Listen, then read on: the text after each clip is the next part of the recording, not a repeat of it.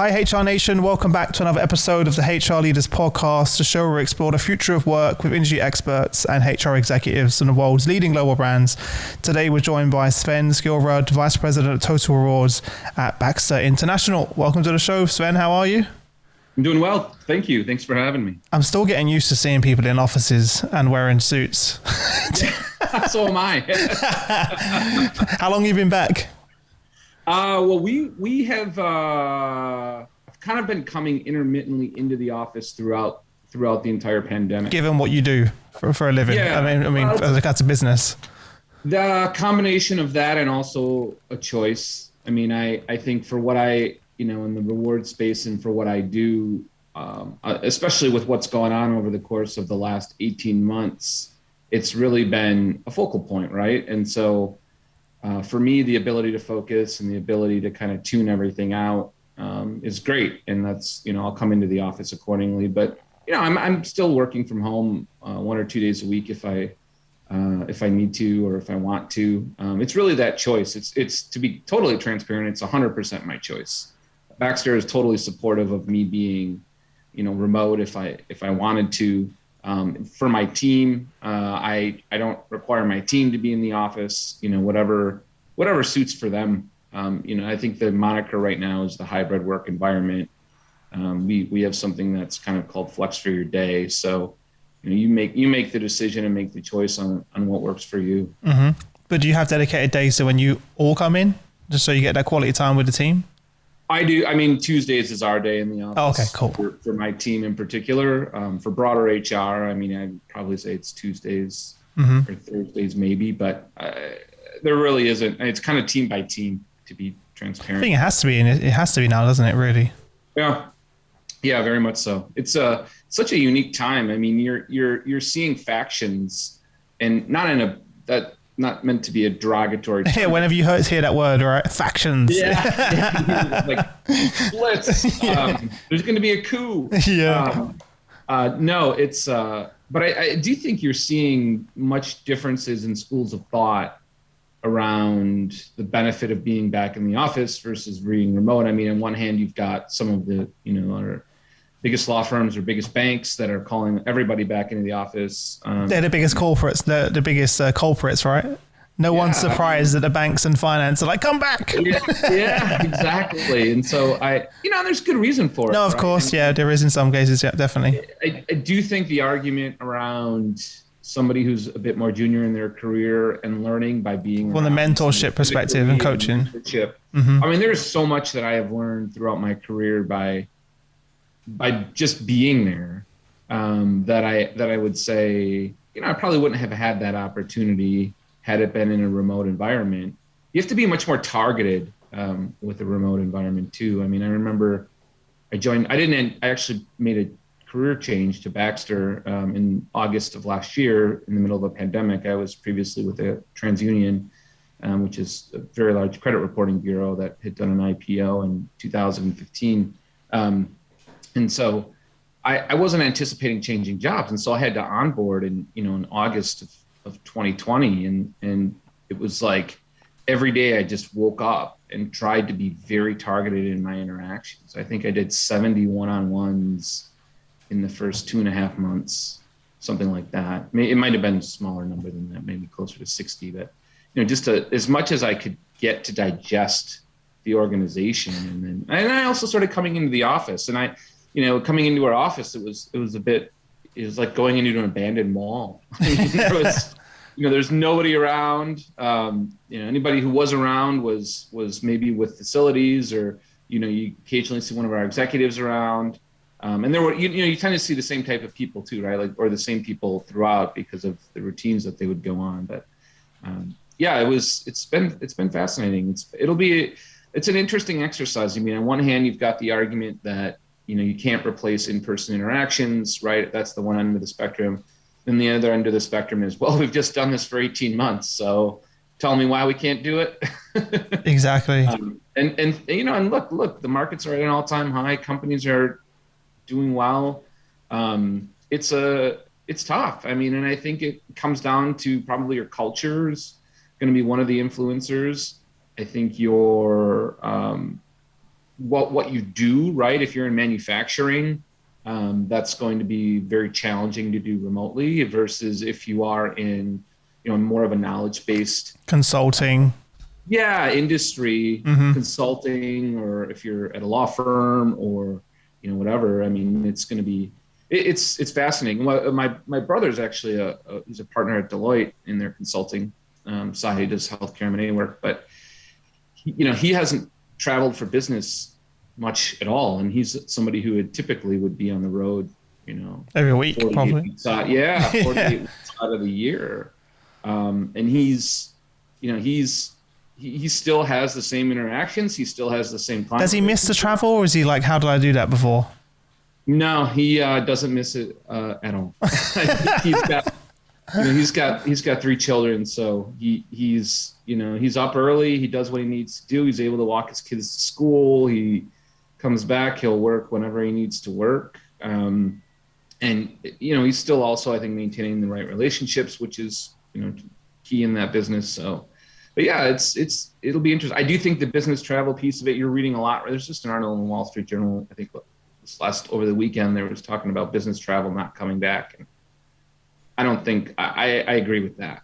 I do think, especially for internal reasons, I think it's, I think it's an interesting dynamic now having to justify that when they can see that people can see the tangible savings on not having to do it. Yeah, 100%. Like most of the HR leaders I speak to every day, they're like, I'm so happy not to be going back to that. And I refuse to do so. Yeah. We've proven we can do this. Question the worth. Yeah. Don't get me wrong. There definitely needs to be that face-to-face interaction. And like you mentioned, you had to be very intentional when you took this role. I think you probably did that because you have the experience of understanding the value. So my biggest worry is for the new generation coming into the workforce. You don't have those hallway conversations, the exposure to people in the organization you get when you're being in an office. So you're going to have to be a lot more intentional about making those moments happen.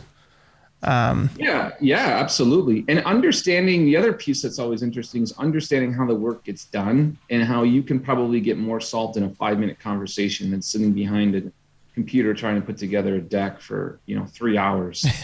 and having that judgment of knowing when do you need to do that versus when do you need to, actually put something together that's ultra robust. And I think that judgment comes with feeling, right? And it comes with awareness. And so tell everyone, so Sven, how does a lawyer become a VP of total rewards? Feel like him in my interview. Tell me about that. Sure. So look, I kind of had graduated from law school in mid 2000s at a time when executive compensation was kind of still, and it's really become its own niche and I mean executive compensation for U.S. multinational public companies or U.S. public companies, that are listed on the NYSE or the NASDAQ or take your pick. And so there was the Enron and the WorldCom scandal had happened in 2000, early 2000s. You saw Sarbanes-Oxley kind of as a fallout of that, and there was some stuff in there kind of around executive compensation. And then also there was some IRS rules that were proposed in 2004 under 49 Cap A. And there had been some prior IRS rules around, like 280G, which is a golden parachute excise tax payment, or 162M, which is a tax deduction for... You've already lost me now, Sven. Yeah. Throwing code sections out there. The fact that you remember that was your lawyer coming out there. That was your lawyer. It's natural. Kind of a long-winded way of saying there had been regulatory stuff in place before, but it probably wasn't enough to really create a niche. And so what happened in 2005, 2006, 2007 is, as a function of the WorldCom and Enron, there was new IRS rules that came out. There was new proxy disclosure rules that came out by the SEC that were, those were finalized in July of 2006, I believe, and then they were subject to disclosure in 2007. So investors, there was this huge push regarding investors to get a lot more clarity around how companies were paying their executives. how they were incenting their executives, what were they focused on, what's the amount that they're actually getting. And also investors were receptive to that. So they started to focus on it a bit more. And also there were some accounting rule changes around how you account for equity grants and the expensing of it as well. So there was kind of this confluence of events that happened to occur right when I graduated from law school. And then I just started learning these rules from the ground up. And so I started out, I was at Hewitt and doing in their consulting practice and their technical group for a little while. And then I went to a law firm for just over 5 years or so. And I was doing a lot of the work, candidly, that I'm doing now. So I was doing everything from, drafting employment agreements, drafting equity plans, drafting proxy statements, drafted a ton of proxy statements under the new rules, drafted anything related to 2AG I would work on, a lot of M&A work. I didn't necessarily have the basic HR skills. So, if you were to ask me at that time what PeopleSoft was, or, Workday, for example, I had no idea. I remember my first job, my first corporate job was in 2012, and I transitioned over to go. What was it though that made you transition? Like, what was, you're working for these companies doing it. When was the moment you're like, actually, I want to be on this side of the fence? Yeah, I would say, so Dodd-Frank was enacted in 2009. Dodd-Frank was the rule that really required companies to do the non-binding advisory vote on executive compensation. So they called the say on pay vote. So that once that hit in 2009, you really started to see companies kind of start to pull all the work that lawyers had been doing or consultants had been doing in-house. And so they started hiring somebody for executive compensation. And large organizations might have had that role before, but as time started to go on and companies started to get more, the rules started to get more and more mature, companies started pulling that work in-house. So a lot of the work that I was doing started, I would spend how many hours drafting a proxy statement, in 2007. Well, in 2011, they would say spend no more than a half an hour and make sure this is right. And it's like, okay. So I started to do more work in the employee benefit space around healthcare reform in the U.S. was enacted in 2012. And so Obamacare, for lack of a better term. But so I started to focus on that a little bit more, but I always had a passion around the executive compensation space. And so I started to see my work shift, and I kind of looked in the mirror, and I gave myself about a year at the firm. And I was like, okay, is this really the kind of work I want to be doing? I just followed the work. To be a short answer, I followed the work to a company. So instead of doing it at the law firm, I was doing, the same work, but at a company. And so I found that my skill set translated really well. The ability to go into a room and to talk to either, our internal counsel folks or outside counsel or consultants, but be able to speak their language held real value. And so I think oftentimes the in-house type roles, people tend to think that you're kind of more of a project manager, and that mindset's gone. If I think about it from the internal legal counsel side, or even, in my role, if I go to outside counsel at this point, it's because I can't figure it out myself, or we're either there's a timing issue or we just flat out need the resources. But 95% of the problems I would say we can handle internally now, and I think you're seeing that with most organizations. Yeah. And why do we need to go spend whatever? I think I think of a highly paid exec comp lawyer, and you're probably talking between $900 and $1,200 an hour. An hour. Wow. Yeah, depending on some of the consultants, the same. Probably not quite as high as the lawyers, but yeah, it's not inexpensive. So certainly enough justification to hire someone. Yeah, absolutely. And it's all public data too. I think part of the trick of all of this isn't necessarily once you get the data knowing what to do with it, but it's understanding the rules behind the data and what is being disclosed, and having the ability to know exactly where to go. And that skill set is something that I think, being trained as a lawyer, that to me is like, that's huge, because you then have the ability to go and you're not spinning your wheels. You're not relying on external, folks to find it for you. You know where to go, and you can spend 30 seconds, be like, okay, it's going to be disclosed here in the proxy statement, or it's going to be disclosed here in the 10K, and we can find it really quickly. Yeah. How has the last sort of 18 months impacted your role? We're seeing now more and more employees think like customers in the workplace, and they're looking for something bespoke as opposed to a one-size-fits-all compensation total rewards package. Yeah.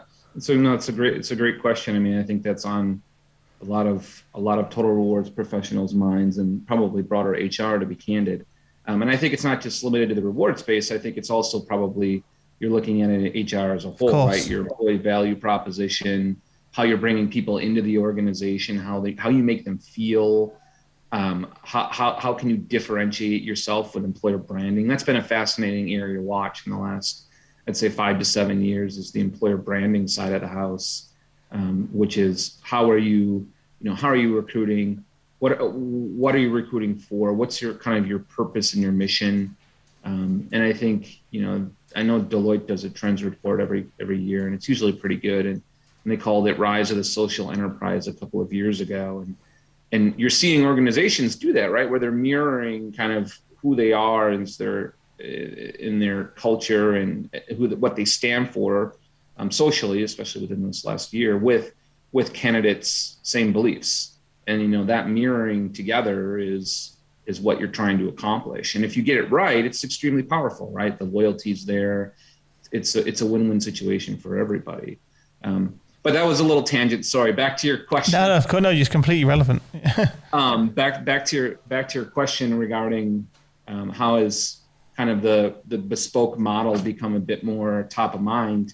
I think it's the way that I'm thinking about it right now is it's less about an actual choice that somebody makes where it's binary, where you either get this or you get that.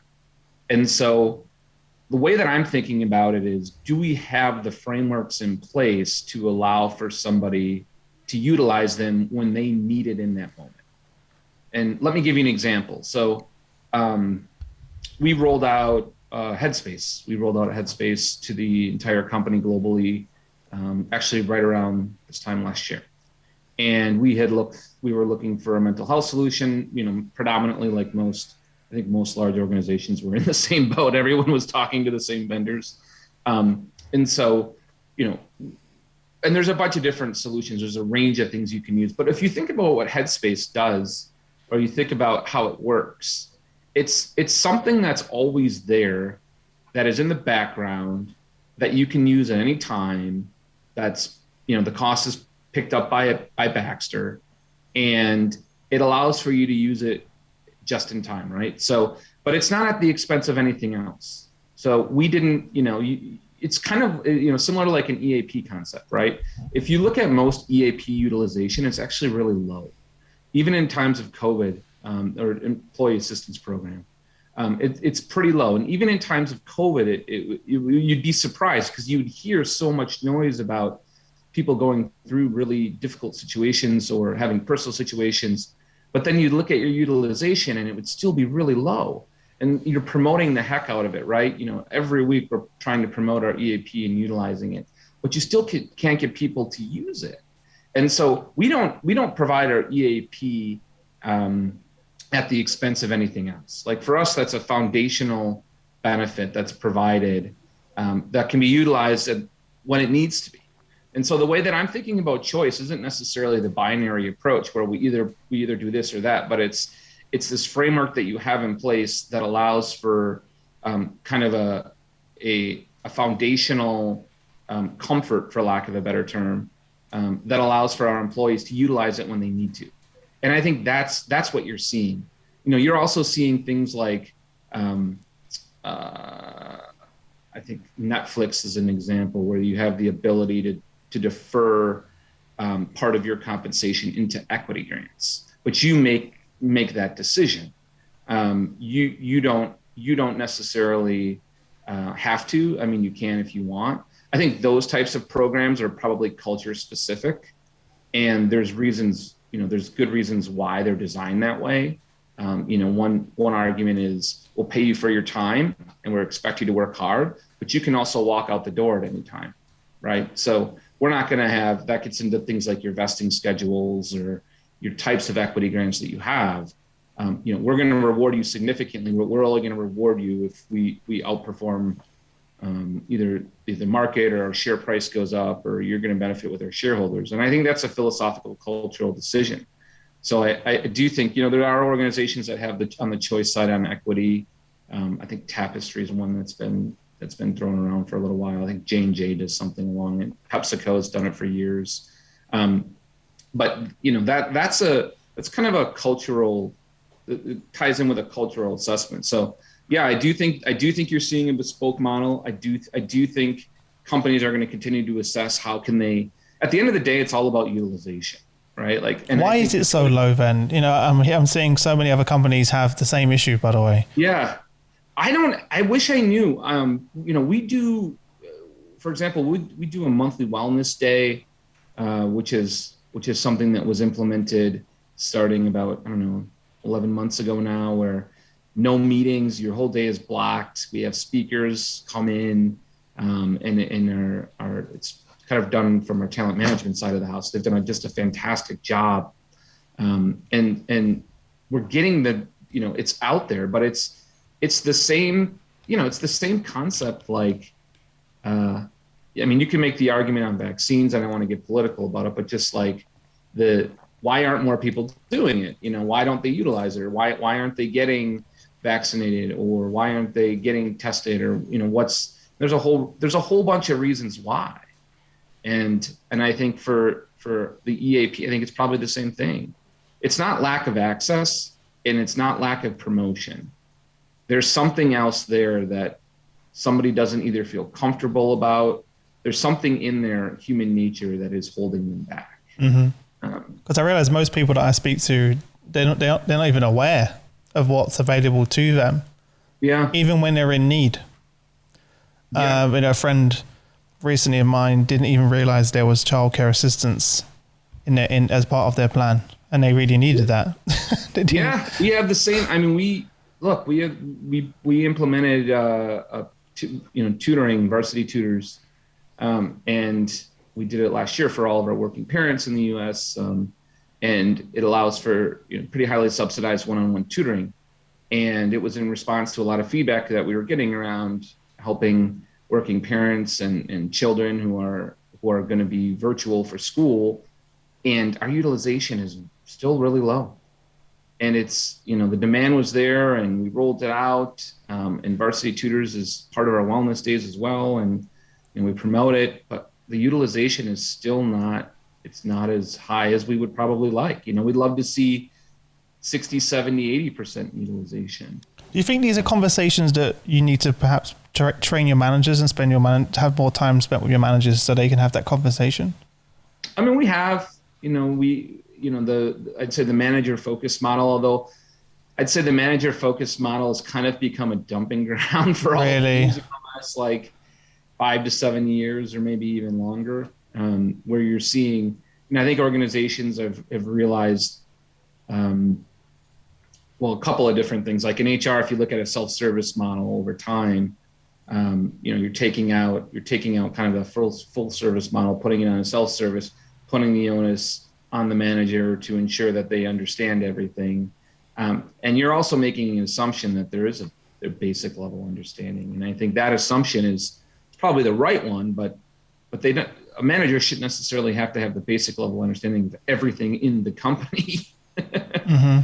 And I think that's a bit of a shift. But you're right. Education's always, can never educate enough. Even if you do over-educate, you still can educate more about how you're educating. And so but it's a tough balance. And I think organizations that do it well probably have the rigor and discipline and consistency. Consistency is really key. And it's built into your culture, right? Like it's built into the expectation, and something that people have come to kind of realize and appreciate. And it's part of the fabric of the organization. Yeah. How did you go about launching Headspace then, as that was something new? that you added in? What worked best? And looking back, would there be anything you would have done differently? Our utilization is pretty good. What does good utilization look like? I mean, if you're looking at 20 to 25%. Are you still paying for the 100% even though 25% are using it? Oh no, we've got we have a fixed amount of licenses, and I think we are up to 90% take up rate in terms of the licenses. And then you can increase the licenses as the yeah, exactly. Okay, cool. I was about to say, okay, that makes sense. Yeah. So we're pretty close. I mean, there's a little bit. We're probably right around. I mean, I know we're right around high 80s, low 90s in terms of the take up rate of the app. Wow. And downloading it. But the piece there you got to be careful with is the shiny new toy, right? So of course somebody uses it for a month and then they don't ever use it again. How can you get people to be ingrained in their everyday life to use it when they need to? And so that's been a bit of a. How do you justify that investment to the top? Yeah, that's a great question because we had to do it. Of course. It helps when it comes from the top.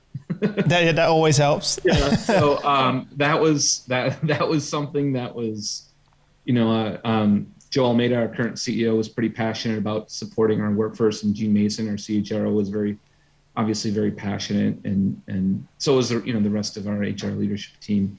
But I think in times like COVID that we've gone through, you're assessing everything. I mean, the range of what we looked at was, it was a spectrum, right? You could go and, people were doing global stipends. They were looking at childcare. There's so much. Tutoring. We were looking at, our medical plan structure. On the flip side of it too, you start looking at the savings side, right? So it's not all about what can we provide, but it's also about what are we spending and what do we really need to spend and what are the consequences if we stop doing that. You saw, fortunately, Baxter didn't have to do anything around like its 401k plan or matching or anything like that. But you did see a number of organizations pause their 401k match in the US or their retirement contributions. And so I think that dynamic was hard. And the story is a little hard too, right? Because how can you spend, X amount on Headspace, but then on the flip side, you're telling me that I can't hire and we're on a global hiring freeze. That's a tough balance. And so the messaging has been I think for most organizations that are out there, has probably been really hard. And it's, you try to I try not to put too much weight into the choices that are made, because there's usually a strong rhyme or reason as to why. But at the same time, you want to ensure there is that balance. That's been hard. That's been probably one of the bigger challenges, I would say. Yeah, I'm hearing that. The communication piece has been a real tough one. Yeah. As well. All of a sudden, HR leaders have now their global head of comms pretty much added to their job title for the last 2 years. I think about the role of a CHRO now, and I think about the role of a CHRO 5 years ago, and it's very different. You kind of saw CHROs start to really have it, not that they didn't before the pandemic, but if there was any question or doubt, the pandemic has forced the function as a whole into the spotlight. And I think, overall, most organizations are probably pretty proud of the way that they handled it, and they should be. There's no playbook for something like this, and there's no way to kind of predict the future and what that's going to look like. And I think what works for your organization might not work for others. And I do think the underlying societal issues that have gone on over the, in connection with the pandemic, especially in the US, that's been, that's kind of exacerbated things a little bit or magnified it. But yeah, it's been fascinating. It's been challenging. Absolutely. Have you had to sit down with the HR team to completely revamp and rethink your employee value proposition in terms of the package you're going to put together to attract remote talent? Yeah, a little bit. Not so much on the, we have Baxter hired a head of talent about 18 months ago, a man named Mike Demersion, and he's been fantastic and great. And Mike's done a great job of kind of building out, the branding side of the house, as well as kind of the employer, like being very articulate on the employee value proposition. For us, remote work, I would say, is full remote work. So working anywhere is still probably something that's not as common, I would say. The hybrid work where, you come into the office a couple of days a week and then you're at home or wherever for a couple other days. Very common. I mean, that is the norm, or will be the norm. And so for us on the full remote piece of it, I think there's some areas and pockets in what we do that's pretty specialized. And I think the ability to recruit talent, opening that up and the ability to recruit talent is a very good thing. You got to be a little careful, especially internationally, with where you have a business presence, what your tax model is. Of course. You can't, those are kind of non-negotiables if you don't, or if you're not authorized to do business in a state, or, take your pick. It's not, and I think that's the piece of it that I'm not so sure people really appreciate until they find themselves in that situation. Yeah. Where it's like, no, I don't think that role can't be in that country for, the following reasons. And then but I think that's a bit of a misnomer. I don't think people really understand that at first glance, they probably don't appreciate how complex that could be, but it's something that I think over the course of the last 6 or 8 months, I know we've assessed it on a regular basis and are constantly looking at it. Do you work with partners on that? Because we work with companies like Safeguard Global who help companies expand into different regions where they don't have perhaps offices, and then they kind of deal with all of those sort of legal elements and everything else that goes along with it. We don't, we have, we've got, I forget the exact number of countries. It's probably 40 or 50 where we have a presence. So it's pretty broad. But it's always these unique arrangements that get your attention. It's somebody who is. And it's only an afterthought, right? So the hiring managers had this conversation, have agreed on it. Then it gets to you and the team and you're like, we can't do that. Yeah, exactly. And you find yourself saying no a lot. And it's like, well, we already agreed and talked upon this. Well, you didn't really know the facts. Yeah.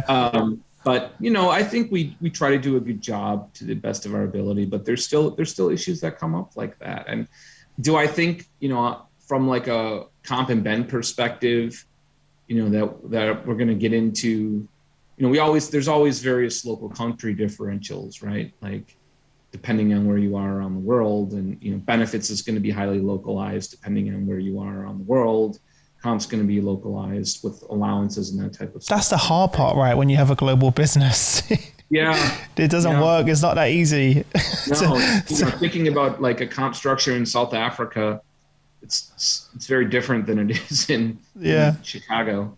And so I do think that there's a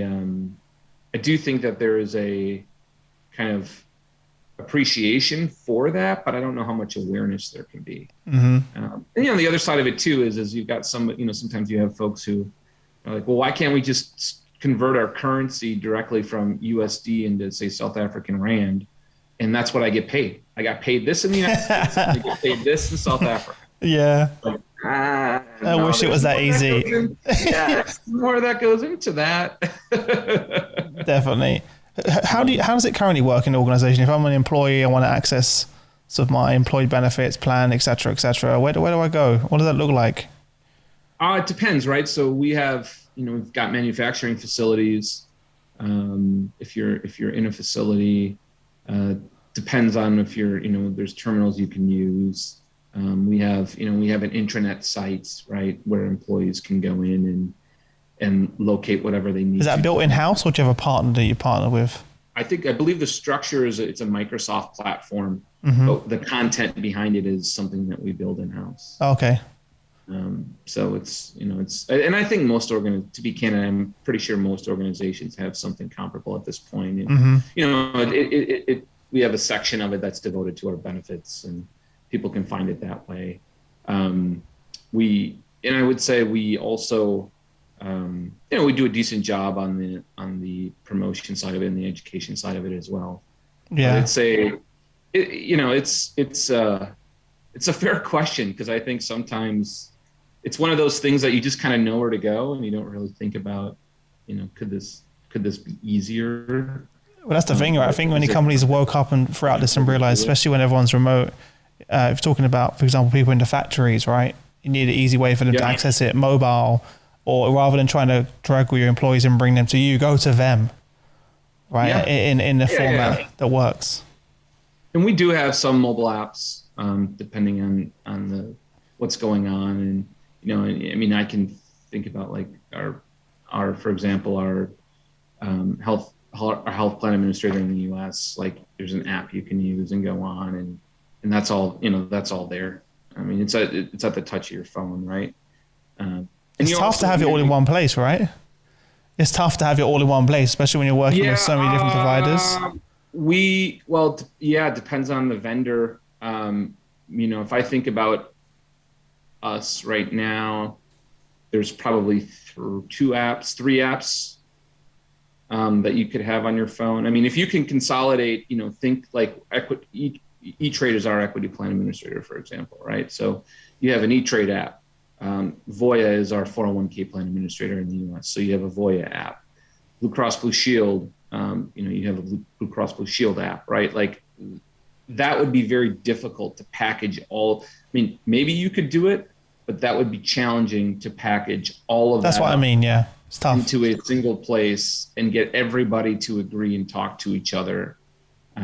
Because I do think that there's still, most organizations, they're all separate entities, right? Like most organizations want to control that experience as well, right? They want the ability to have their users have a certain feel, and there's certain things that they need. But that's an interesting concept, actually. Like, it's an aggregator. Mm-hmm. And then you've even got your Headspace in there. You've got everything all in one place. Right? The dream. Your EAP, snap, just to hit the button. Yeah. Instant help. Yeah, that'd be cool. Maybe we should start a new company. I know. Yeah. You're onto something. Yeah. But where do you see this kind of? We've seen a lot of disruption in this space, right? In your space over the last 2 years. Where do you see us going moving forward? What's the trend that you're seeing when you're speaking to your peers? No, it's a good question. I think it's funny because I'm in a number of roundtables, and a lot of the issues are the same. It's like, okay, it's just a matter of timing. So, okay, who's done X, Y, Z? And it's like, oh, we just did it 3 months ago, or we looked at this a month ago, or securing vaccines or testing kits or PPE or whatever. How did you do it? And it's the world's kind of come. It's a lot more similar than maybe you initially thought, and you're not as unique as you might think. And I think that's become kind of, for me, something that's resonated in the last 12 months. And where is it going to go? I mean, I think you're going to start to see, to use the faction word again. I think maybe you'll start to see organizations put a stake in the ground, and that's going to drive who they are for the next couple of years. So again, going back to, the banks or the law firms, I think you're seeing organizations put a stake in the ground regarding who they are, and that's going to result in potentially turnover or people leaving the organization or joining the organization because it's what they believe in. So it's probably going to be a bit more polarized and kind of less, if I have to predict, probably less common, at least from an industry perspective. I'm not so sure maybe from a company perspective. So I think that's one item. I think on the reward side in particular, to your point about choice and utilization, I think that's understanding that is going to continue. You're seeing a lot right now in the medical space regarding digital solutions And so a number of platforms that are out there that are trying to get people virtually, unfortunately, like the US was pretty far behind the rest of the world on something like telemedicine. And so telemedicine in the US became, kind of crucial. If you didn't have it when the pandemic hit, you probably got it very quickly.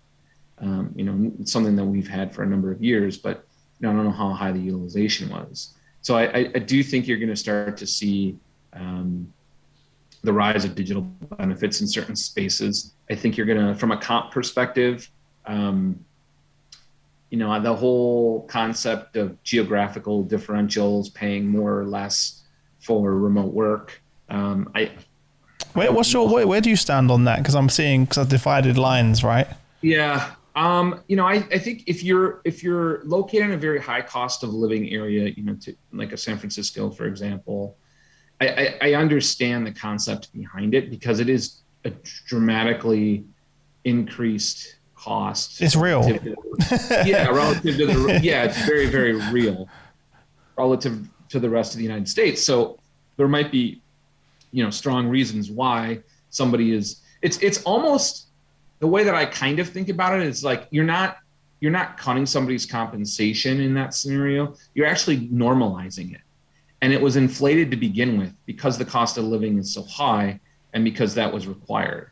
And so the other parts of the US, so if I think of like the Chicago market, or if I think of, you're starting to see a rise in some of the hubs in, like the Southeast United States, like Charlotte, for example, is growing like gangbusters, or Nashville's another city in the US that's kind of growing like gangbusters. And part of it is, the cost of living and all of that. But, wages in a growing area aren't going to be stagnant.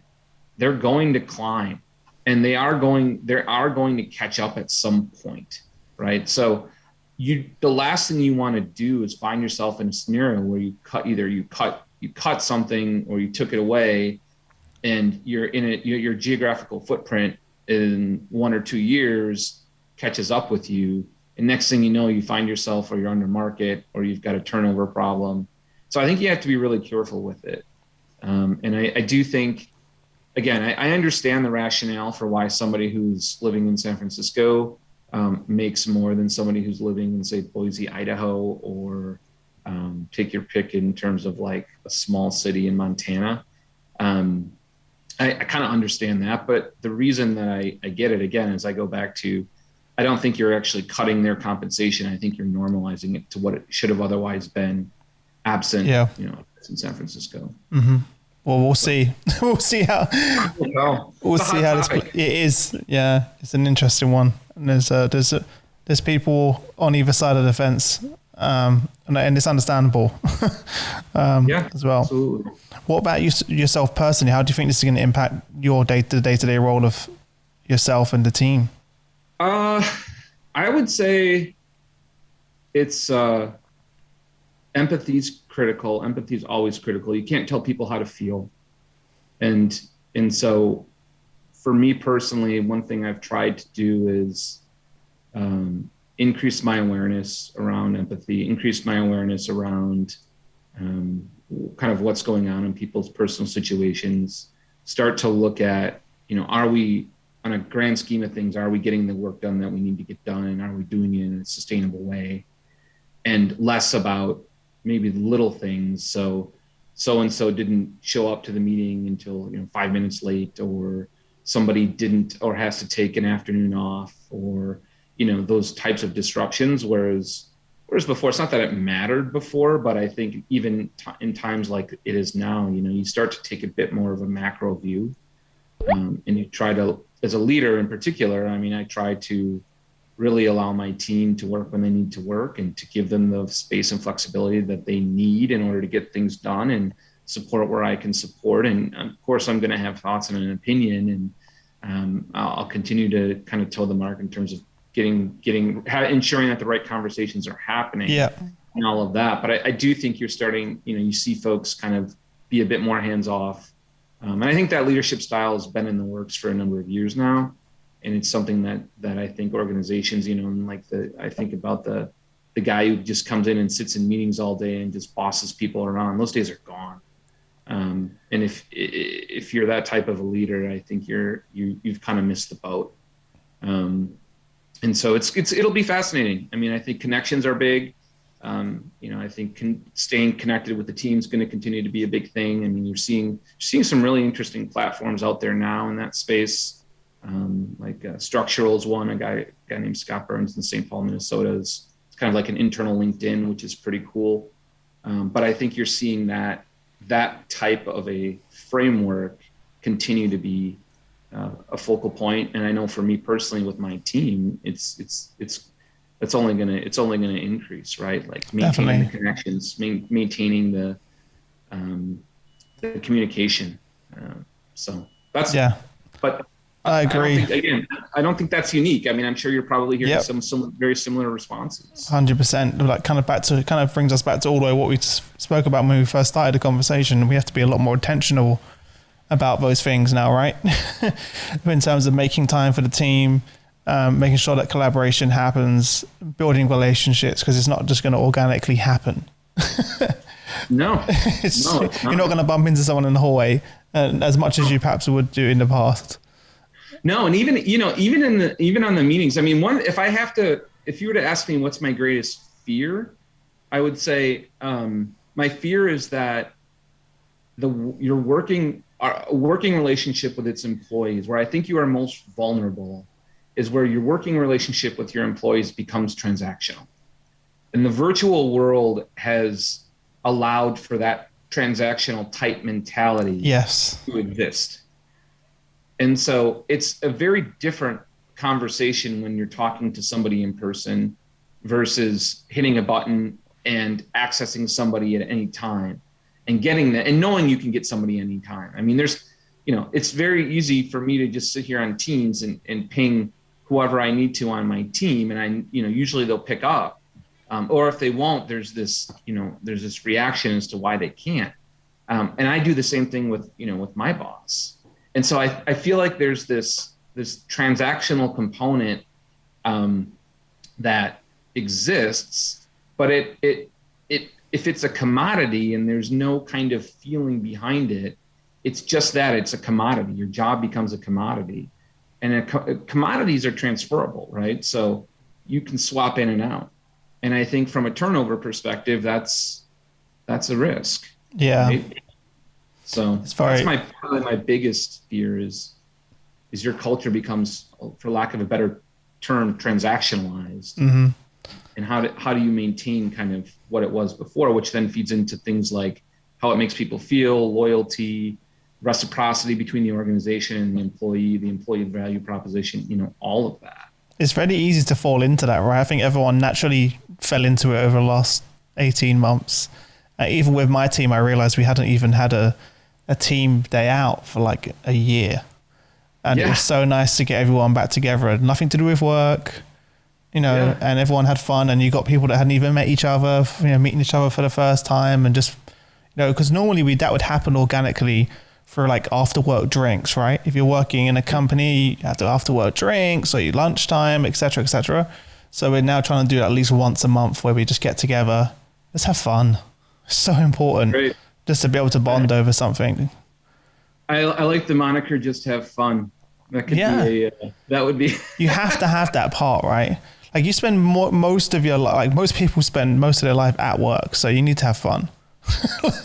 Yeah, absolutely. You can only have, and speaking from experience, you can only do so many Zoom happy hours. Oh, I think people are sick of Zoom happy hours. I think as soon as someone mentions the word Zoom happy hour, everyone's like not happy by default. I think we've run out of ideas as well. Like we went through all of them, like let's do a virtual cooking, let's do virtual drink, like the cocktail hour. Like it went on, and people were like, starting to run out of these ideas. Nothing replaces seeing each other in person, having fun. Last week we went bowling with the team, and then they went out after that as well, and had sort of like a rooftop terrace where all the different activities. Just have fun and do it that way. It's I think you're starting to see that emerge in people's personal lives, right? Mm-hmm. And in the workplace to some degree too. But I do think you're seeing people, that you're either taking trips that they've always wanted to do, or anytime there's that kind of catastrophic event, I think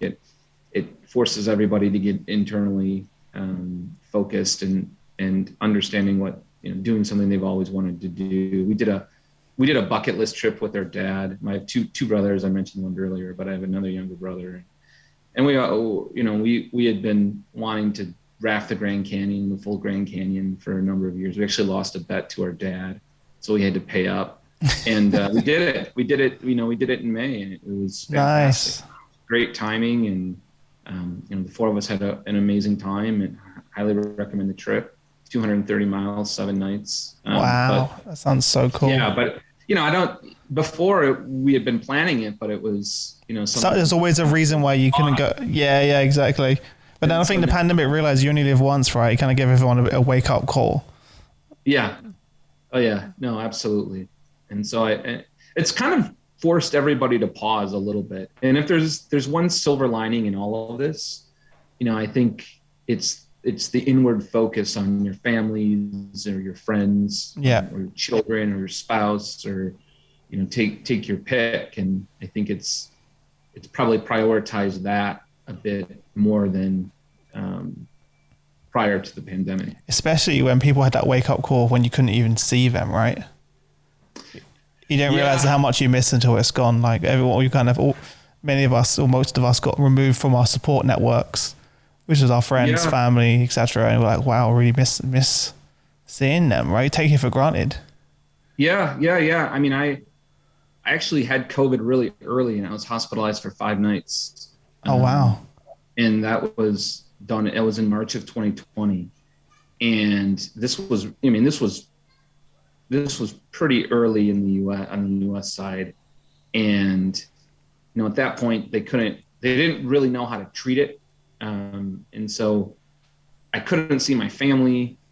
I had been in our house thankfully, when I started to feel a little sick, I quarantined. So I never rode the train into the city, which is where I was commuting to at the time. And I was smart about it. I didn't leave my house. And then when I went into the hospital, things just kept getting worse. I was not intubated, thankfully, but I was in the ICU, and I was one step away from it. And I'm fine now. And, exercise is a great thing. That's all I'll say. But it really put things in perspective for me in terms of, like, on a personal level. And I think anybody who's gone through that, or who knows somebody who's gone through it, has probably gone through that same mindset. I mean, the good thing coming out of it was, having the conversations with my wife, just about our values and our morals and how we raise our daughter. We have 3 daughters, how we raise our daughters. It kind of reinforced that we believe in it, and we're kind of doing the right thing, or we think we are. I don't think you ever fully know, but, we think we're doing the right thing in terms of, like, our priorities and values. And, if anything, it was a kind of a bit of a reinforcing mechanism, which was good, which was good. But, that being said, I could see the other side of it very, very, very vividly, where somebody realizes that maybe they're not doing the right things, or somebody wants to prioritize something different. Or, why have I spent the last X many years doing this job that I hate? That's so many of my friends. We've heard about the Great Resignation, which is coming. Yeah. I think we're already in it, to be honest. I think we are too. Yeah. I remember it was funny you mentioned that. I was talking to a former colleague of mine. She was at Mondelez, great person. And she sent me this text, and she, something along the lines of, like, it's finally time. And I'm like, pick up the phone. I'm like, what does this mean? Are you retiring? Are you done? She's like, I'm just done. I just woke up one day and I realized it was time. Wow. And so good for you. That's great. That's fantastic. I have another colleague of mine and friend of mine at a big company in Chicago. Same thing, reward, great role. And he's like, he's out. Time. Yeah. It's fair enough. But I don't think you can criticize anybody for doing that. Actually. No, not at all. I'll congratulate them. Yeah, exactly. I think it's a great thing. And anytime somebody starts to live their life with more intentionality or purpose, it's fantastic, right? Mm-hmm. Like, that's what we all strive for. Sometimes it may not make sense to us. But no, exactly. It's like when I quit my job to start this company, it made no sense to anyone. My wife, her friends and family, my parents, like, what are you doing? Don't do it. Yeah. It made no sense to them. But whereas to me, it was like, this is what I need to do. This is the direction I want to go. You know, less money, which doesn't make sense to most people, more risk, you know, yeah. But it was where I wanted to go, the direction I wanted to take. And that was the one thing I was certain on was that there was a lot of other uncertainties of how we're going to get there, what's it going to look like. But I knew that I had to do it because I just couldn't keep waking up every morning and going to a job that I just hated doing every day. Yeah. I was like, why am I doing this to myself? I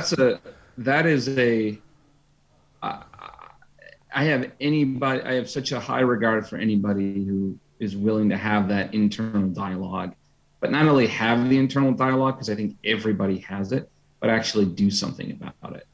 That's the deal. Yeah. Don't get me wrong. It was in my head for like 3-4 years. Yeah. Before I'm not going to pretend I was like that brave to just be like, yeah, I'm doing it. You know, no one I've ever spoken to had that. It was sort of slow, you know, kind of incubation period. And there's this one day, even my wife was like, just stop talking about it and go and do it. She was sick of me talking about it and complaining about my job. And I did like, she's like, just go and do it. We'll figure it out. We'll figure out the mortgage. We'll figure out, you know, how we're going to pay for nursery fees, and we'll figure it out. Just go and do it. We've done it, right? Yeah. Here we are. Yeah. One of the wake-up calls I think I got as well from speaking to friends and family members is everyone thinks that being employed is safer than starting your own company. But and I think people realized during the pandemic that wasn't the case. And your career really, your job, let's say, isn't really as secure as you think. As well. So I think that was also a wake up call for a lot of people. Yeah, that was definitely, I think, I think that is very much a wake up call. I mean, you saw that a little bit during the financial crisis in 08, 09. Mm-hmm. And I think the loyalty aspect, you got to be very careful. And I think most people you have to be very aware, right? Like, an organization, it's a two-way street. I mean, an employee has a choice and an organization has a choice. Yes. And I think people probably now more than ever understand that. Yes, that's what I mean. Yeah, you're putting it right in the right way. Yeah, but I think before people thought it was like, I'm fine, this is all good. You know, it's not simply the case. You know, you're not. If anything, I feel more in control and more safe being self-employed because I'm in charge of my destiny. Mm-hmm. Good or bad, right? When I can pivot. Whereas if your role now becomes, no longer necessary, then you don't have a job. Whereas if you're in my position, you can innovate, you can create a new product, you can pivot, and this is what we did when we had to. When our global HR events closed down and we had basically 80% of our revenue disappeared overnight. That's what we had to do. Whereas if I was an employee at the time, I would have had zero control over that. I mean, what is the term? Necessity is the mother of innovation. or innovate or die. Yeah, I mean, that's clear. Well, listen, Sven, I know I've got to let you go at some point as well, but thank you so much for coming on the show. I really appreciate it. It was really, really cool chatting with you. I never really liked lawyers, but I think I like one of them. Yeah, there might be a reason. I'm only joking. As a complete joke. I'm only joking. I was only joking as well. But it was good chatting with you. Stay safe, and I look forward to chatting again soon. Where can people reach out to you if they want to connect, by the way? I'm sure there's some people listening. Sure. No, LinkedIn's probably the easiest. Yeah. Cool. It's probably not many. There's not many Sven Skillruds on there. There's not many Sven Skillruds in the world. Although there might be post Frozen with the reindeer named Sven, but I don't know how many there are. But yeah, no, LinkedIn's probably the easiest would be. Amazing. Well, listen, enjoy the rest of your day, and I'll catch you again soon. Thank you, Chris. Appreciate it. Bye bye.